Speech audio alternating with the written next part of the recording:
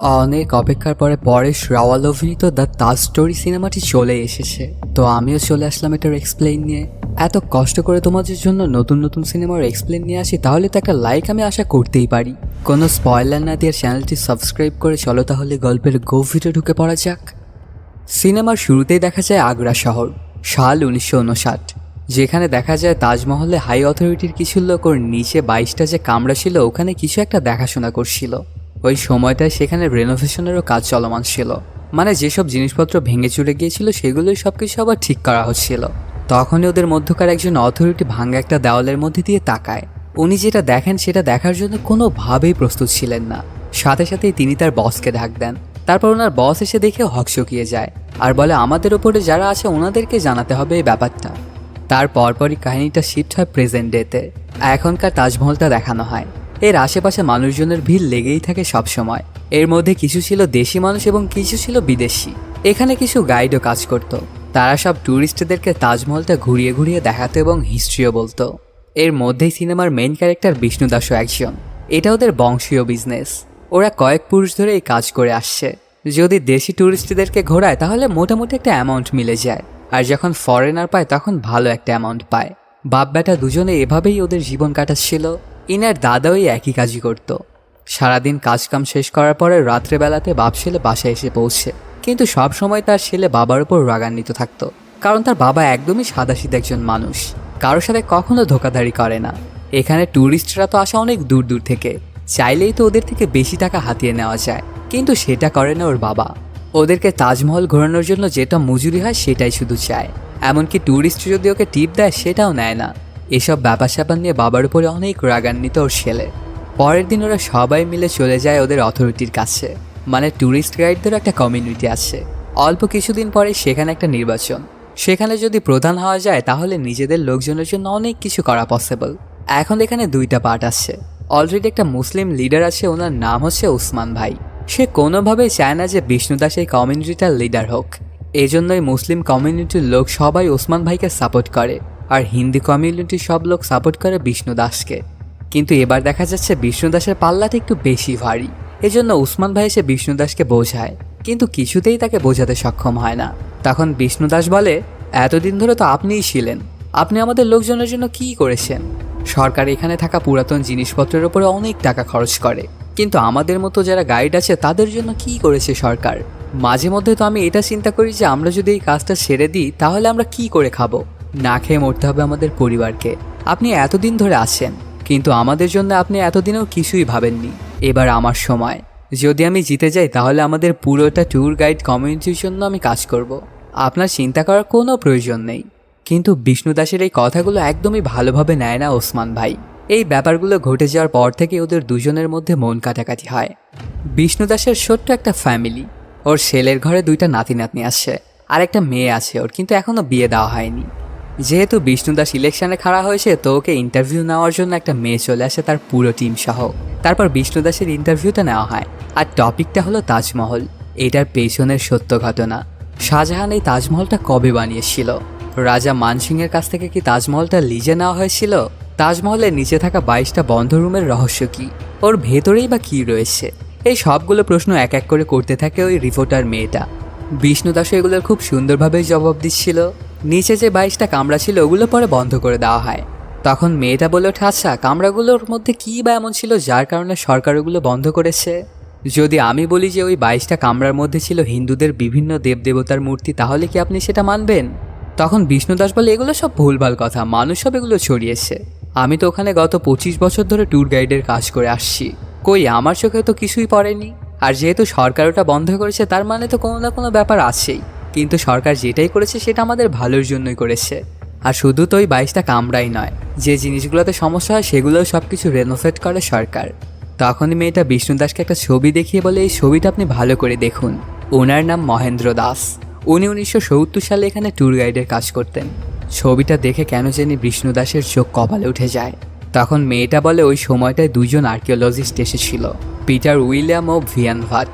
এই দুজন আর্কিওলজিস্টের সাথে মহেন্দ্র দাসও নিচে গিয়েছিল। তখন তিনি 22 কামরার মধ্যে একটা কামরায় দেখতে পান হিন্দুদের কিছু দেবদেবী।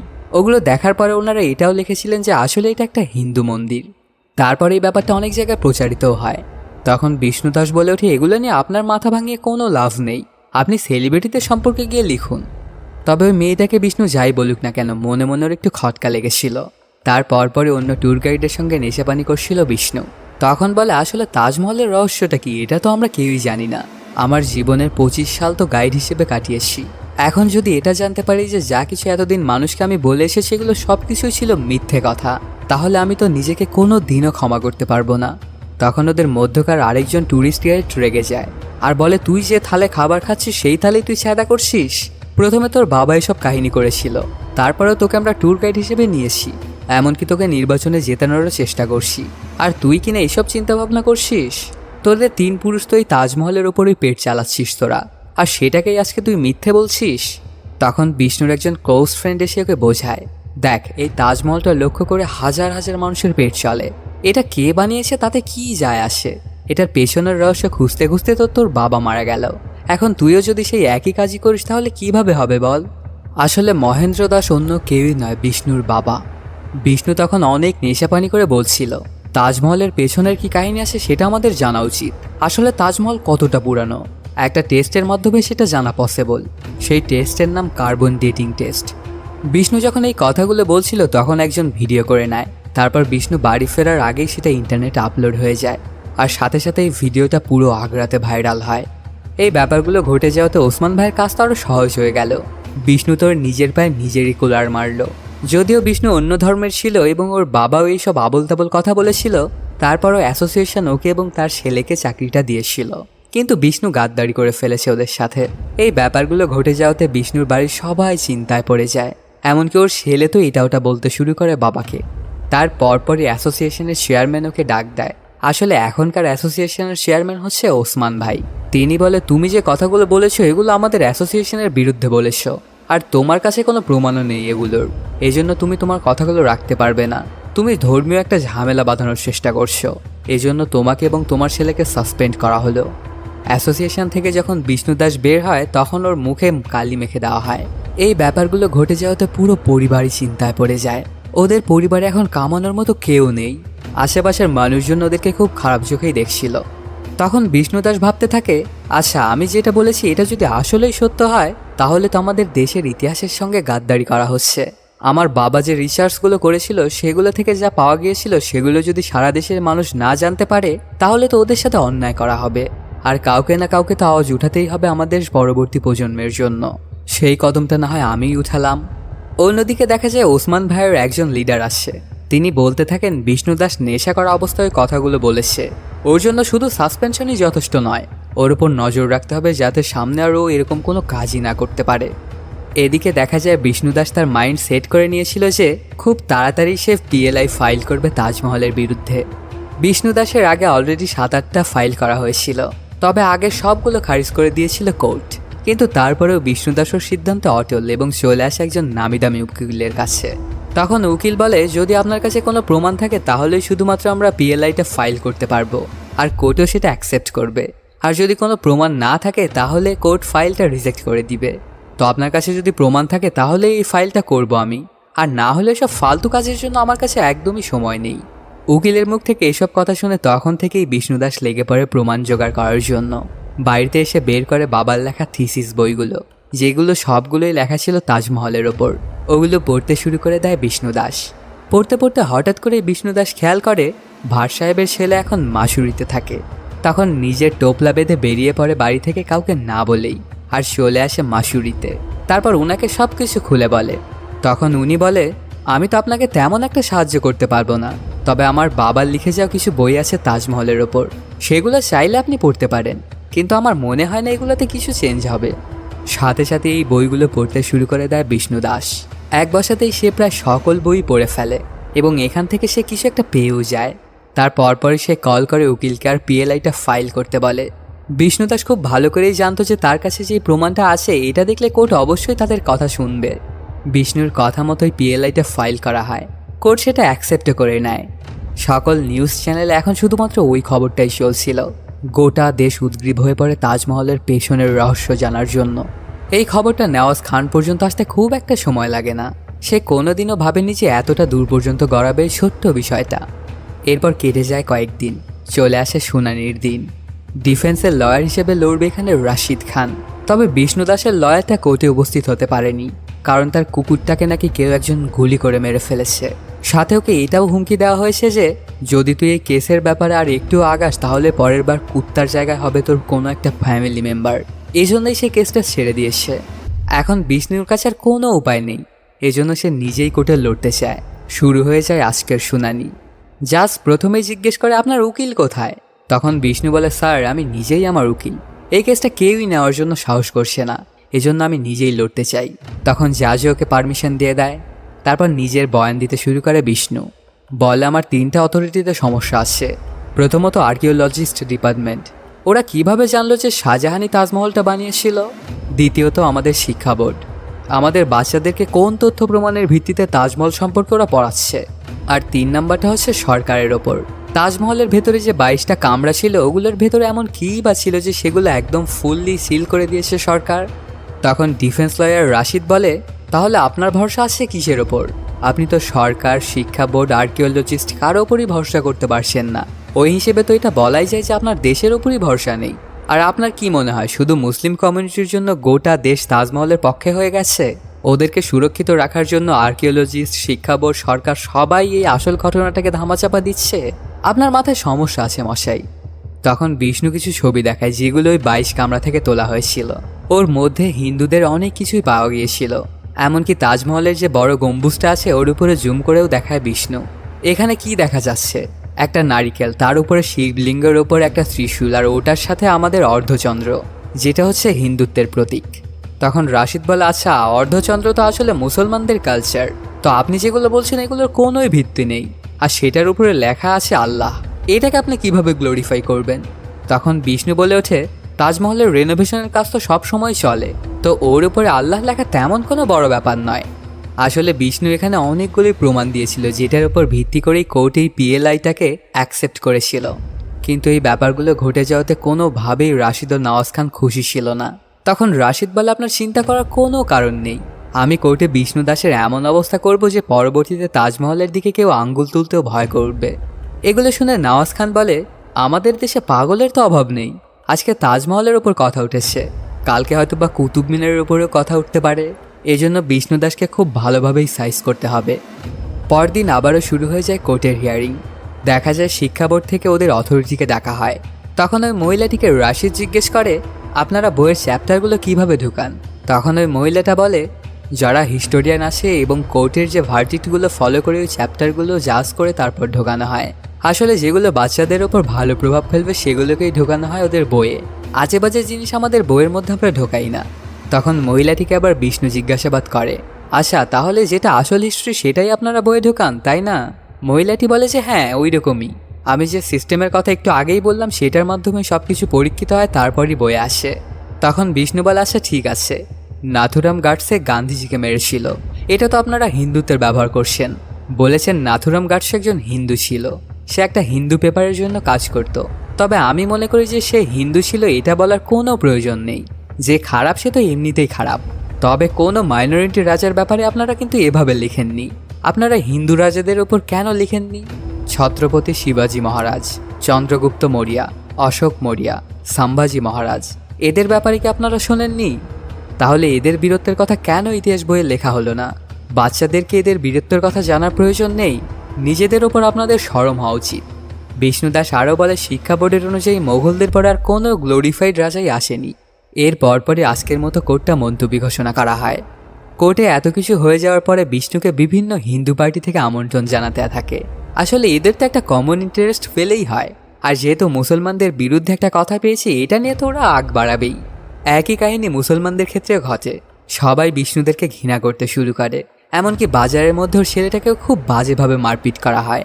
তখন একজন হিন্দু নেতা এসে ওকে হাসপাতালে নিয়ে যায়। তারপর বিষ্ণুকে বলে তোমার বাবাও একদিন আমার কাছে এসেছিল, কিন্তু তখন আমি ছোটো মোটো একজন কর্মী ছিলাম, এজন্য আমি ওনার জন্য কিছুই করতে পারিনি, এখন তোমার জন্য আমি করব। পরদিনই কোর্টে উপস্থিত করা হয় হাবিব নামের একজনের একটা বই। হাবিব অনেক বড় মাপের একজন লেখক, আর তাজমহলের উপর তিনি অনেক কিছু লিখেছেন। তখন রাশিদ বলে এই বইটা আমি অনুবাদ করে এটা জানতে পেরেছি যে নিজের বউয়ের শোকে শাহজাহান তাজমহলটি বানিয়েছিল। তখন বিষ্ণু ওই বইয়ের একটা পেজ বের করে বলে এখানে তো সাফ সাফ লেখা আছে যে শাহজাহান জয় সিং এর থেকে এই মহলটি নিয়েছিল। এটা শুনে হকচকিয়ে যায় রাশেদ আর বলে, কই, আমার বই তো তেমন কিছুই লেখা নেই। বিষ্ণু বলে, আপনার বই নাই থাকতে পারে, হয়তোবা আপনি ভুল অনুবাদ করেছেন। আপনি কি আসলে ফার্সি পড়তে পারেন? যদি পারেন তাহলে বইয়ের এই পেজটা পড়ে তারপর আমার সাথে কথা বলুন। তখন রাশেদ বলে, না, আমি ফার্সি পড়তে পারি না। বিষ্ণু বলে, আপনার যেটা পছন্দ হলো সেটা আপনার বইয়ে লিখে দিলেন, আর যেটা আপনার পছন্দ হলো না সেটা বাদ দিলেন, এটা কেমন কথা মশাই? এগুলোর সাথে সাথে তাজমহলের ওপর লেখা অনেকগুলো বই এবং অনেকগুলো তথ্য পেশ করা হয়। এক একজনের মতে তাজমহল নির্মাণের সময় এক একটা, কারোর সাথে কারো কোনো মিলই নেই। কিন্তু এত সব কিছু শোনার পরেও কোর্ট বলে দেয় যে আপনাকে এমন কিছু পেশ করতে হবে যা হবে আই উইটনেস। আর ওই 22 কামরার মধ্যেই বা কী ছিল? তখন বিষ্ণু বলে, স্যার উইলিয়ামস যখন এখানে এসেছিল তিনি সরকারের পারমিশন না নিয়ে একটা দরজার কার্বন ডেটিং করেছিল।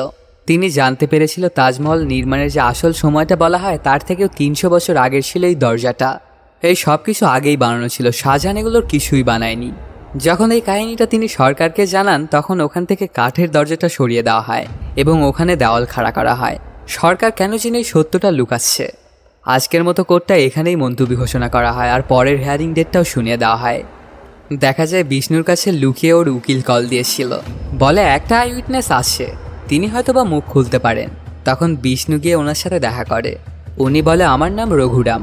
1959 সালে তাজমহলের ভেতরে যে 22 কামরা আছে তার মধ্যে একটিতে আমি স্বস্তিকার চিহ্ন দেখেছিলাম, আর আমাদের হিন্দুত্বের আরও অনেক কিছু দেখেছিলাম।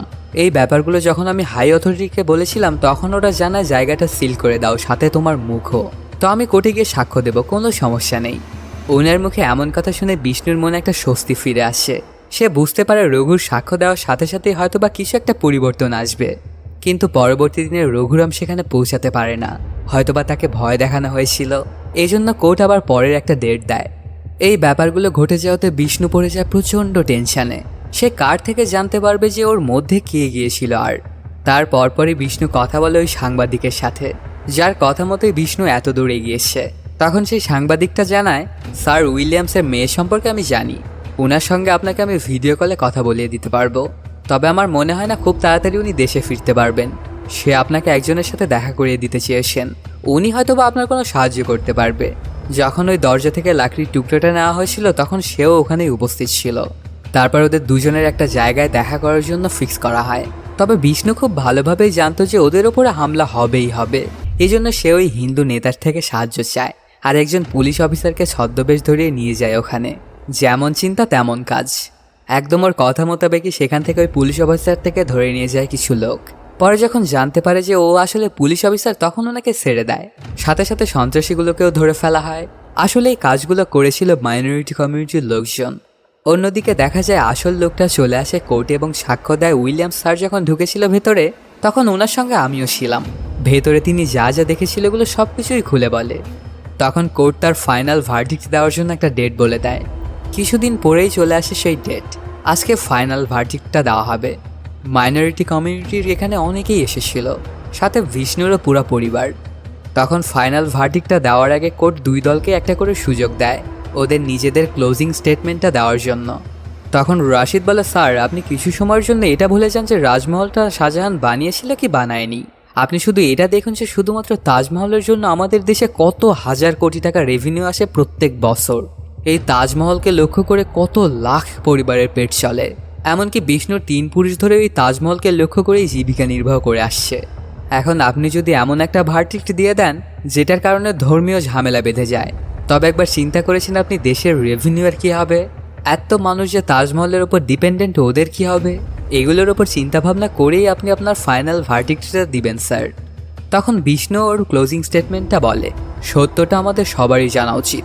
প্রথমে আমাদের অনেক মন্দির ছিল যেগুলোকে ভেঙে ফেলা হয়েছিল। শাহজাহানের পিরিয়ডকে বলা হয় গোল্ডেন পিরিয়ড, কিন্তু ওই সময়টাতে সবচাইতে বেশি মন্দির ভাঙা হয়েছিল। তবে আমরা ওনাকে এইভাবে দেখি যেন উনি কিছু করেইনি। উনি যদি সেকুলারই হতেন তাহলে এতগুলো মন্দির উনি কেন ভেঙেছিলেন? যদি শাহজাহান প্রেমের নিশানি হয়ে থাকে তাহলে শাহজাহানের পিরিয়ডে এতগুলো মানুষ যে ক্ষুধার জ্বালায় কাটাচ্ছিল তাদের জন্য কিছুই করেনি কেন শাহজাহান? ওনার সময় 70 লাখ মানুষ মারা গিয়েছিল না খেয়ে। এমন বাজে সময়ও শাহজাহান প্রত্যেকটা গ্রাম থেকেই চাঁদা নিয়েছিল তাজমহল বানানোর জন্য। এগুলো আসলে আমি বলছি না, এগুলো বইয়েই লেখা আছে। এটুকু বলেই ওর স্টেটমেন্টটা শেষ করে। দুজনেরই বক্তব্য মাথায় রেখে কোর্ট এই ডিসিশন নেয় যে ফাইনাল ভার্ডিক্টটা এখন হোল্ড করা হবে, আর একটা কমিটি বানানো হবে এগুলো জাজ করার জন্য। আর আমাদের ইতিহাস বইয়ে মুঘলদের পাশাপাশি আমাদের রাজা মহারাজাদের কাহিনীও থাকতে হবে। এগুলো পড়ে আমাদের বাচ্চারা জানতে পারবে আমাদের দেশের আসল ইতিহাস। কোনো কোর্টের দ্বারা ইতিহাসকে চ্যালেঞ্জ করা যায় না, আর্কিওলজিস্ট টিম এবং নিরীক্ষকদের মাধ্যমেই এগুলোর হাল বের করা পসিবল। কেসটা এখানেই থেমে যায়। বিষ্ণু দাসের আগেও অনেকজনই তাজমহলের বিপক্ষে কেস করেছিল, কিন্তু সবগুলোই খারিজ করে দিয়েছিল কোর্ট। এদিকে বিষ্ণু দাসের কেসটাও খারিজ হয়ে যায়, তারপর সেখান থেকে সুপ্রিম কোর্টে যায়, ওখানেও কেসটা খারিজ হয়ে যায়। তারপর সেখান থেকে হাইকোর্টে গেলে ওখানেও খারিজ হয়ে যায় কেসটা। আর এর মাধ্যমেই শেষ হয়ে যায় এই সিনেমাটি। আসলে এতদিন ধরে তাজমহল সম্পর্কে আমরা যেগুলো জেনে এসেছি সেগুলোই সত্য। না হলে শাহজাহানের পরে তো কত হিন্দু রাজা মহারাজা এসেছিল, তারা তো চাইলেই সেগুলোকে ভেঙে চুরে চুরমার করে দিতে পারত, কিন্তু তারা তো সেটা করেননি। তো এই ব্যাপারটা নিয়ে বাড়াবাড়ি না করাটাই শ্রেয়। আর দেশের পর্যটনের একটা বড় অংশই আসে তাজমহল থেকে, তো সেটাকে অবশ্যই রেসপেক্ট করা উচিত। যেহেতু এটা প্রেমের নিশানি হিসেবে বানানো হয়েছিল, এই জন্যই দেশ বিদেশ দূর দূরান্ত থেকে মানুষজন তাজমহল দেখতে আসে। না হলে চাইলেই তো এর থেকে সুন্দর মহলও বানানো পসিবল, কিন্তু সেগুলোতে তো আর মানুষ যাবে না। তো এটা নিয়ে খুব বাড়াবাড়ি না করাটাই ভালো। এটা একদমই আমার পার্সোনাল ওপিনিয়ন। এটা যদি কারো বিরুদ্ধে যায় তাহলে সেটার জন্য আমি সরি। তো বন্ধুরা, কেমন লাগলো আজকের এই এক্সপ্লেনটি জানাতে কমেন্ট করো। আর যদি এখনও চ্যানেলটি সাবস্ক্রাইব না করে থাকো তাড়াতাড়ি সাবস্ক্রাইব করো।